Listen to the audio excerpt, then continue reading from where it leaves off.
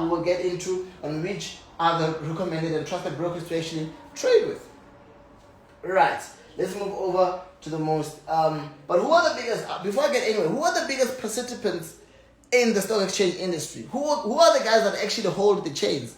If you guys want to know where the money is, central banks, your FNB, your ABSA, your Standard Bank, your Capitec, your African Bank, United Nations, your Tanzanian, all these banks, where there is bank, the Reserve Bank, the market makers, these are the people who are actually fully in control of what's going on in the stock exchange market. They can actually they can crush the industry, they can do whatever almost they want because they've got power. But however, they cannot. Oh, and also brokers, they also have power. But they can't just make that decision because there is a lot of investors on it. So right now what is happening is that retail traders have come in and they are running the industry because they've got the power to sell and buy at whatever time they want.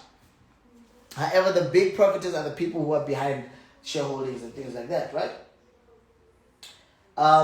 In fact, when it comes to trading, the biggest growing side of the stock exchange industry is the retail traders. The amount of traders that have come out in the past 10 years are probably like 10 times or about 20 times the amount of doctors produced by universities anywhere around the world.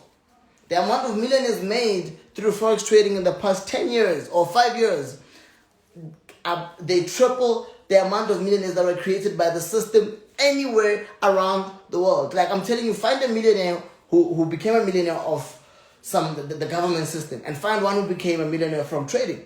The amount of wealth that the trader obtains and the 1 millionaire that obviously got through the system the normal way just shows that this industry is the biggest. And I'm not saying that being a doctor is a disadvantage. No, I'm just saying that this industry is the fastest growing and most relevant, most powerful ever. The wealth obtained here, if you make $1 million today from trading, right? Chances of you being a multi-millionaire in 6 months are higher than a doctor who makes R1 million today from just being a doctor. For example, a property owner owns a property that is worth 400,000 and puts the property on Airbnb, like myself. I've got properties on Airbnb, puts the property on Airbnb, and probably a month he makes 17K off the property. Good profit. I mean, you'll never get 70K from just anybody else, right? Over a period of 2 years, the person accumulates close to like 3 million rand.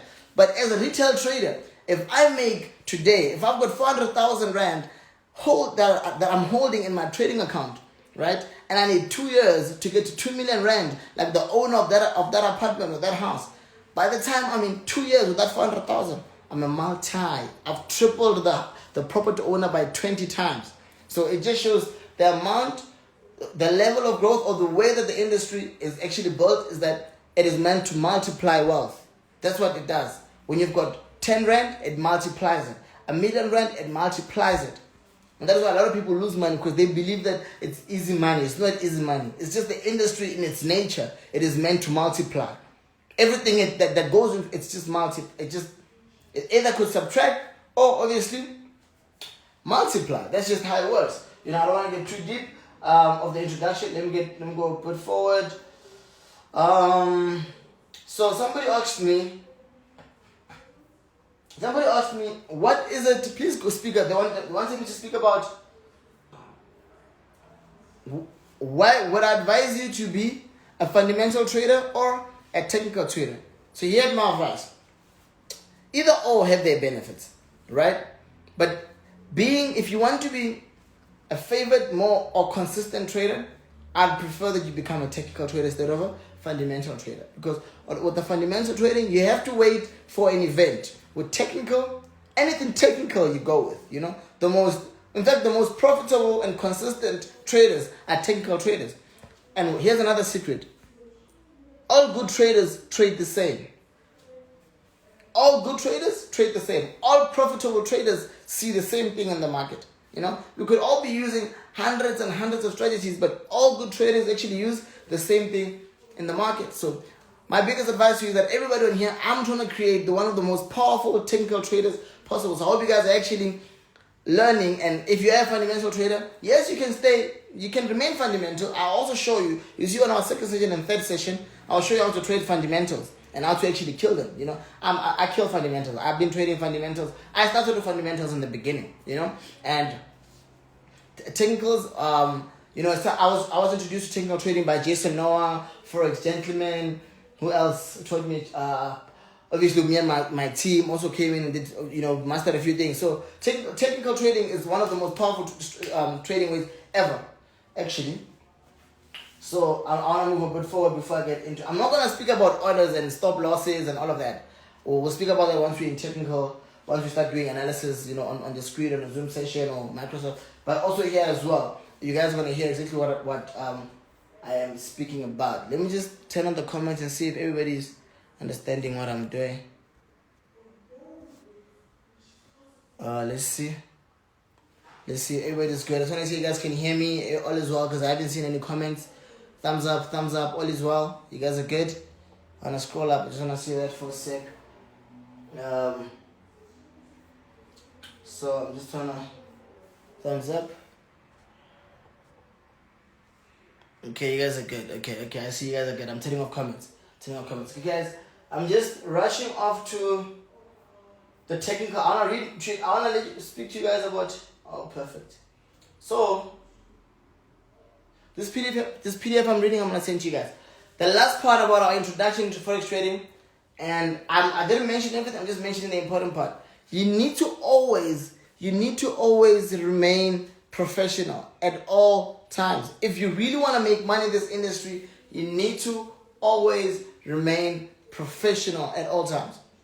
The moment you start thinking you run this market, or maybe Nasdaq is moved in your house, or whether you own something, or you own USD, or I don't know, the broker, you just know what to do, or you'll have a problem. You need to always remain professional. Remember that you are self-employed, and therefore you need to respect your profession. So one of the worst mistakes an amateur or a trader can ever make is go deep into trading without having mastered your skill. You need to master your skill, so when you go live, you're practicing it. You know, I would not advise you to trade on. Don't ever trade on a demo account. Reason why you shouldn't trade on a demo account is because you never feel the loss. When you make a loss, when you don't feel it. So you keep going back because you don't feel. But when it's your money and the amount of knowledge you're investing, it's easier for you to keep going. And when you make a mistake, you come back and say, okay, let me go watch leadership's videos and see where exactly I did wrong. If not, let me text him, you know, or text him on Telegram or in the DMs. Ask him, listen, I was analyzing, but I took a son and it actually bought. What did I do wrong? And then I can actually give you some advice. But chances are you'll find answers in my videos that I will have saved on my IGTV, you know? So the worst mistake you want to do is trade on demo accounts and use skills that don't even exist. So the first advice I gave you is that make sure that you become a 90% technical trader. Never trade demos, right? And always practice. Always practice. Another one is you need to have a trading plan. On session number 4 of the online tour, on session number 4 of the online tour, I will share with you guys a trading plan. A trading plan that will help you, right? That will help you reach your target. You know, my daily target, for example, if I've got 10,000 Rand and I fund my account with 10,000 Rand, and I say, okay, for example, maybe I'm living in an apartment and this apartment is 5,000 Rand, and then maybe my car is a Polo Vivo and I'm paying like 3.5. I've got like medical aid, 800. Maybe my expenses add up to like maybe roughly around 21,000, and I've got 10,000 Rand. I need to make sure that my expenses do not overpower my income. Understand what I'm saying? So your expenses must never ever overpower your income. So with that 10,000 Rand, I write a plan. Okay, I give myself a plan. I say, okay, 10,000 Rand, I'll make 5,000 Rand a day. 5,000 Rand a day for 5 days with my plan is that, okay, I make half my capital a day. For a week, that is 25,000. In 2 weeks, that is 50,000. In 3 weeks, 75. So in a month, you'll make 100,000 from just 10,000 Rands. People think, no, it's not about multiplying and multiplying. It's when you've got the skill to an extent where you know that you've shopped, and then you can put just put money and take your 2,000 Rand up to whatever, take your 5,000 up to whatever. But when you know that you've got a lot to lose, you need to work with a trading plan. Maybe fund 3 different accounts, 3K, 5K, and push it nicely. You know, okay, this 5K, I just want to make 2,000 Rand a day. This other 5K, I just want to make 2,000 Rand a day. The other one, the lower you risk, the lower chances of losing your capital. The idea is never lose your capital. And when you lose your capital and you come back, you fund again, you need to make sure that you learn from your previous mistakes. And whenever you blow an account, if you lose money, note it down. Where exactly did you lose? Did you risk high? Wrong entry point? You didn't analyze? Wrong pair? What exactly did you, because whenever you go wrong, you must have done something wrong. Nobody gets, you can never blow an account doing the right thing. I don't know if you guys understand. Okay? So I want to speak about the importance of being a professional. Risk management, Often, the worst thing that kills a lot of traders is often becoming emotional. Emotional. The biggest struggle we face as traders, being emotional. When you see your target, okay, fine, 10,000 rand and my daily target is 5,000, but you see that, there's a chance that it might go up to 15,000. You're like, let me hold. Then it blows your account. You lose when you could have done the right thing. Sometimes the money in the market, you can never finish it. You can never trade it. You can never finish it. You can never finish the money in this industry. Work on a target, take your money and get out. That's what I do. I don't care how much money there is. And guys, forex trading, it is the richest industry in the world. We were sitting on trillions and trillions and trillions and billions of US dollars on a daily basis that are traded in this industry. You don't have to be greedy. Make your trade, your daily profit, make your weekly profit, and walk out. The money will always be there, but you might not be there to take the money if you actually act gullible and do not respect the industry. So do not be emotional. Do not hold profits for too long. If you've reached your target, if you make a mistake, it is important to take a loss and understand where you've gone wrong and then rectify and come back. Sometimes you can actually rectify your mistake without even closing the loss. Sometimes you take a bad trade, you still have a chance to recover, you add more trades and it brings you back into profit.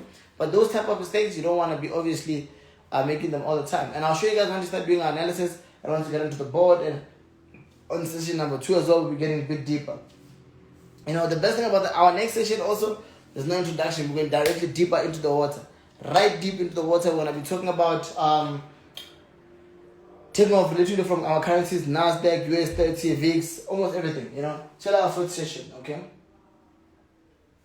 Never trade more than you have. The money you trade is the money that you are willing. So when you're trading, when you fund your account, think of it like this. When you fund your account, it's like opening a business. Let me just cut that call, guys. Give me a sec.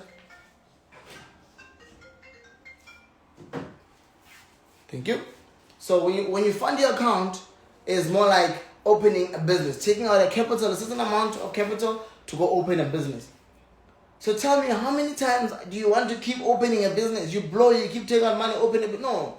You fund a business once, and the business funds many other branches.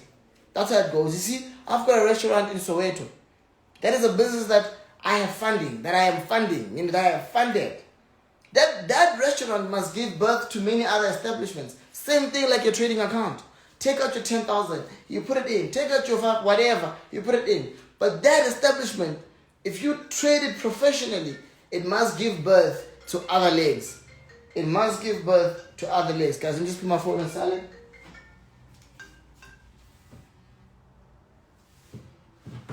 Sorry guys, English. Sorry about that. I'm getting a call, but I put it on silent now, so you can continue. I'll give them a go once I'm done. So, one thing you need to avoid is, let us stop being amateurs. Let's remove this mentality of Forex is easy money. It's not easy money here. It's not easy money. This is a professional industry. In fact, it's the richest, the wealthiest industry we have right now. I don't think there is any other field that has this